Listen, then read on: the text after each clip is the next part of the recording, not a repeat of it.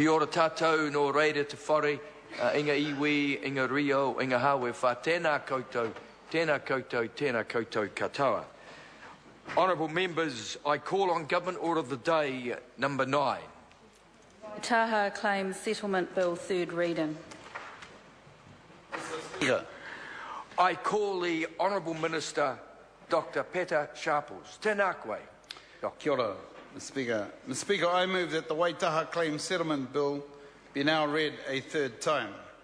Mr. Speaker, ko o tawa te maunga, ko te raparapa a hoi te awa, ko hai te tipuna, ko taka kōpiri te tangata, ko te arawa te waka, ko Waitaha te iwi.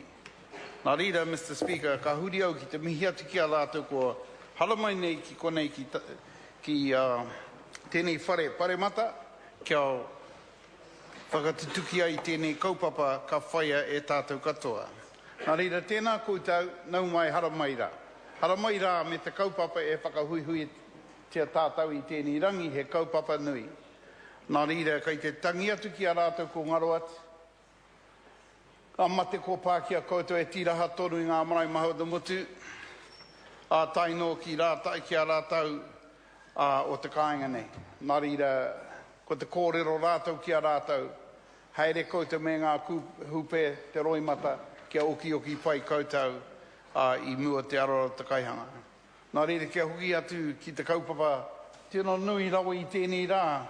Tātou mā, he kaupapa harikoa, te whakamutunga o tēnei pire, te aroa tēnei pire, i roti te whare mate i tēnei rā, he rā nui tēnei mō koutou o ti rā mō tātou katoa nau mai haramai rā. Mr. Speaker, the story of Waitaha is hugely significant. An iwi whose members have never yielded to the Crown. A people devastated by the cumulative effect of the Crown's acts, the Crown's omissions and their breaches of the Titi o Waitangi and its principles. As he stood aboard the deck of the Te Arawa Waka and looked to o tawa maunga, the tipuna hei declared, Te takapū o takutama ko Waitaha nui a hei. Let this land be the living land of my son Waitaha. Over time, the uri o hei settled along the coast, extending from Katikati to Otamarākau and to the island of Tuhua.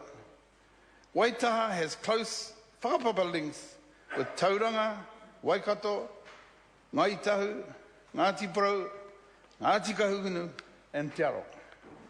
By the 1840s, Waitaha primarily occupied the land between Tauranga Harbour in the west and Waiari River in the east, as well as staying inland. Mr. Speaker, the people before us today are the living proof that the children of Waitaha have kept this ancient promise, a promise kept across generations through incredible hardship in the face of unnecessarily suffering. Te takapū o takutama ko o Waitaha nui a hei, these living lands of the people of Waitaha nui. But it has not been an easy promise to keep. Much of the unnecessary suffering borne by the Waitaha families took place after the Crown brought war to their homelands, just a few decades after the Titi o Waitangi was signed. The Waitaha prophet, Hakaraya Mahika, blended Christian philosophies with Māori teachings and preached peaceful engagement with Pākehā for the first part of his life. However, as he witnessed the loss of Māori lands and lives across Aotearoa as the Crown invaded Waikato and edged towards Waitaha, Hakaraya, the spiritual leader, also became Hakaraya, the warrior leader. He would spend the latter half of his life fighting against the confiscation of Māori lands and would ultimately die defending them. When his body was found in Waitaha Gorge, he was draped in the Kingitanga flag. Mr. Speaker, the reputation of this incredible New Zealander has been tainted in the so-called official history of this country. The Crown's tauranga confiscations were unjust, and yet Hakaraia Mahika was killed because he opposed them. He was labelled a rebel. Homes, crops, livestock and belongings of Waitaha people were burnt to the ground under the Crown's scorched earth policy. Survivors fled. Much of the ancestral and wahi tapu lands of Waitaha were confiscated and remain so to this day. Such was the loss of Waitaha families that the following lament would shape their dealings with the Crown over successive generations. Ko Waitaha te iwi, he tangata ngā kaurua. Waitaha, once powerful, but due to the loss of land, now divided. Mr. Speaker, the land without the land and without the resources to take ownership of their own destiny, the Crown denied generations of Waitaha people the right to determine their own economic and their own social well-being. By confiscating sacred sites such as o Tawa Maunga, the mountain of hay from Te Arawamaka, the Crown also sought to deny the people of Waitaha their cultural treasures. This land loss, this identity loss, coupled with the stigma of raupatu, meant the Crown actively sought to deny descendants of Hei and Waitaha the right to uphold their own mana motuhake, the right to exercise their own rangatiratanga. Mr. Speaker, today's settlement is made up of a cultural, financial and commercial redress. Cultural redress includes the vesting of cultural sites and reserves and a Crown acknowledgement of the Waitaha values regarding their wāhi tapu, referred to as te whakairinga kōrero. The Crown will provide statutory acknowledgement of Waitaha statements of their particular cultural, spiritual and historical and traditional association with 15 areas, including the peak of the Maunga Tipuna o Tāne Wainuku, beds of several watercourses, including the Kaituna River, and the coastal area between Mauao and Maketu.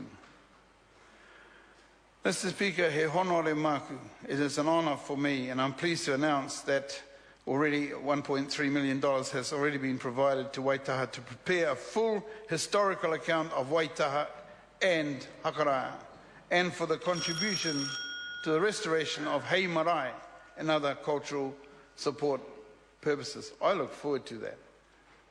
Too many of our tipuna who fought for their people were died and branded by not their history books, but Pākehā history books, branding them as traitors. And yet, they are the reason that we are still strong as Māori. The Crown will provide letters to ministers encouraging support for Maranga Waitaha, a link to government initiatives to assist social, economic and cultural needs of Waitaha. The Crown will also provide letters of introduction to local authorities. The Crown will institute 3 ministerial protocols relating to taonga tūturu, conservation and Crown minerals. Financial redress for Waitaha includes a payment of $7.5 million plus interest from the agreement in principle signed in March 2008.